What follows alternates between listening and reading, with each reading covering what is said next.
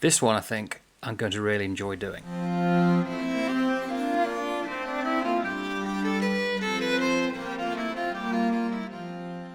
And this is all thanks to Zoe Norman, who, on a comment, it's actually on the episode Weather Beaten Man, it's about Aragorn, Lord of the Rings. She said, Tolkien is another author on my list of wishing I could have had a conversation with. What a chat that would be. Thank you, Zoe. And I did say to you that that's inspired me, and it inspired me to do this. I would love to have had a conversation with Tolkien.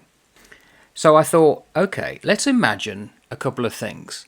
It's a dinner party, and you can invite people, authors, who you have either read or you know about, and you'd love to have a conversation with them, so you invite them to dinner. Now, with the list that I've set myself, they are all dead. But they come back, and they can all speak English. And they get the idioms of the modern English. Of course, that would never happen. If the people that I have invited did turn up, half of them wouldn't get on with each other. Would I like them? I don't know. Because we don't really know their personalities as such. So I set myself the task of saying, right, a list of, how many have I got? 7 people who I'm inviting to dinner. I'd be the 8th. Who would they be? They have to be authors I've mentioned so far on the channel. And this is like 5 months in now. And because most of my books are ancient, they're going to be ancient. Who would I have?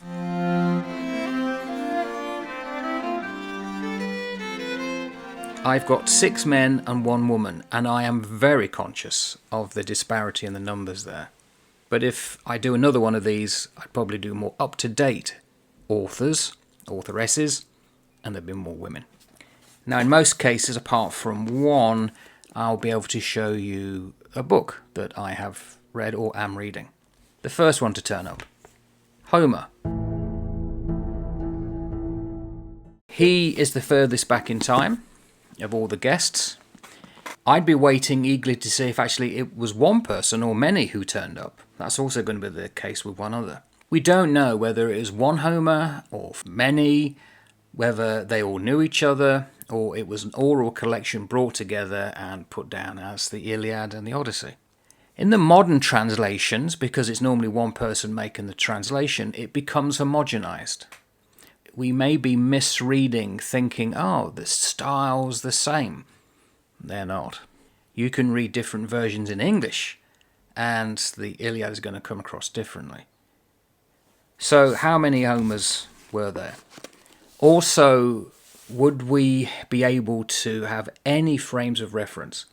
Because from Homer's perspective, being so far in the distant past, Plato was way ahead of him in time. And would they get on with each other? And so on. The quote that always, I can never remember, but it's always in my mind, is that someone said about the Greek culture, is you only have to look at the artworks that they left behind, and they are not like us. So it may be like inviting an alien. Well, Homer would be there, probably at the top of the table, with a big beard and his toga, thinking, where's the hummus? And do you call these olives? Anyway, he'd be my first guest. And again, what does he think about his works now being seen as a bedrock of Western culture? Amazing.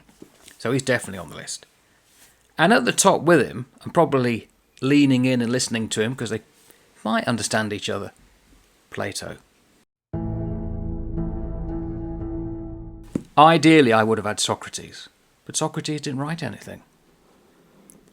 And Plato is one of those people that his earlier works are not really the same as the middle works, and they're not the same as the older works. He could imagine how they were going to turn up when he was an older man.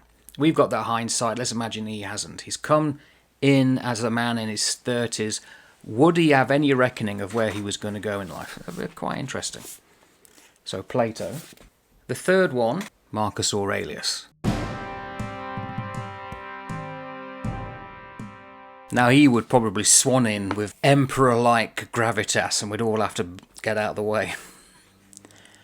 He probably would have to be sat at the far end of the table, at the top, opposite to Homer. Two stately gentlemen looking at each other, holding court. Well, certainly Aurelius would. Or would he? I don't know. What I'd like to know from him, again, highly influential, was he the person that we think he was based on this? Not sure about that. And also, how much of what he wrote he really believed in, that we could become stoical, peaceful, loving people, not searching for vainglory. So, interesting. But now, fun enough, having made the list and talking about them to the air, so to speak, I'm thinking, have I made the right choice with these three gentlemen? I think they'd have a lot to say, especially Marcus Aurelius. How much power can you take on board until you're corrupted? Yeah, okay, so number 4, Shakespeare.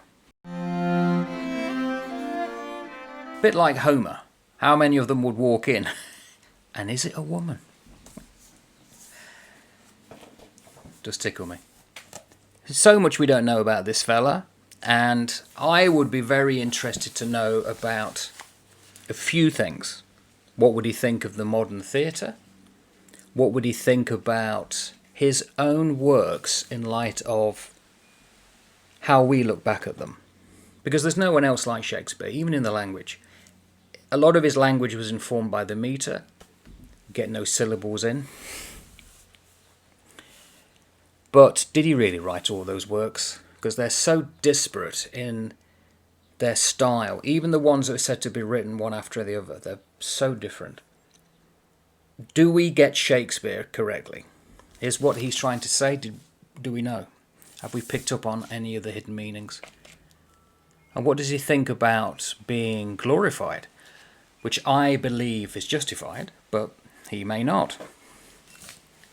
So Shakespeare. And what's he think about London now? Is it better? Now, number 5, I haven't got the book to hand to show you, so I'm going to show it on the screen. And it's The Only Woman, Aphrobane. Now, I mentioned her when I talked about Virginia Woolf's A Room of One's Own. She mentions Aphra.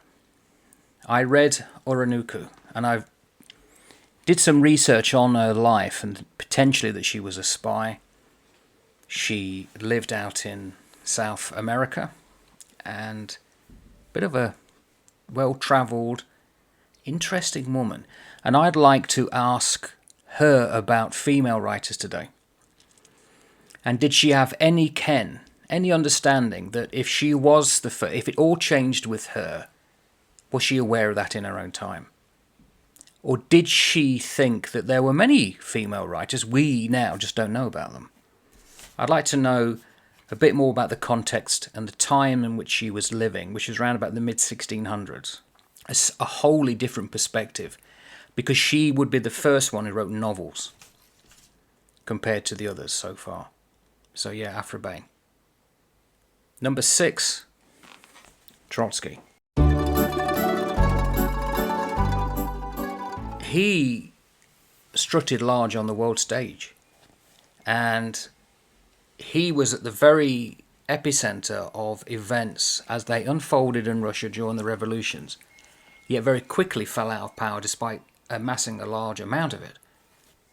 And I would be interested to talk to him about that, what it was really like, in Russia at that time, what happened about his death and so on. I would really love to speak to him, and also question him about what he thinks about Russia today as a country and so on, how it became, or what it became over time. So Trotsky. And my 7th and final guess would be Tolkien. There you go, Zoe. Tolkien, I would be very interested to speak to. I can imagine he'd be sat slightly to one side with his pipe. And that's another thing. in my experience, that's something you wouldn't tolerate now at table. But he'd be smoking away at his pipe probably, or just afterwards. I wonder how the others would react to that. What's he think about the movies and all the things that happened in terms of coming into the culture after his death? He had some success in the late 60s. It became an underground thing. Students who got to know the story on the New York subway used to put down hidden messages that most people wouldn't know what that was. Of course, we would now. But in the 60s, no one did, only a few. What do you think about that? Now going from the obscure side of people knowing about him to suddenly almost everybody knowing the name Tolkien and Gandalf, and what it's become on the internet, especially YouTube. So many channels. But Tolkien.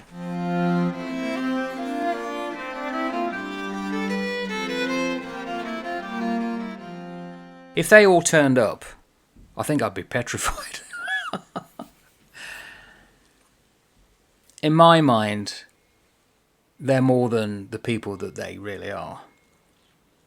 You'd probably listen more than you talk to these guys. I think, yeah, so how many would not talk? Because we don't know. Just because you write doesn't mean that you're a good talker. And secondly, you want to talk. So some of them may, in fact, be very reserved, may be difficult. You may be trying to get the flow of the conversation going. What if they get into an argument?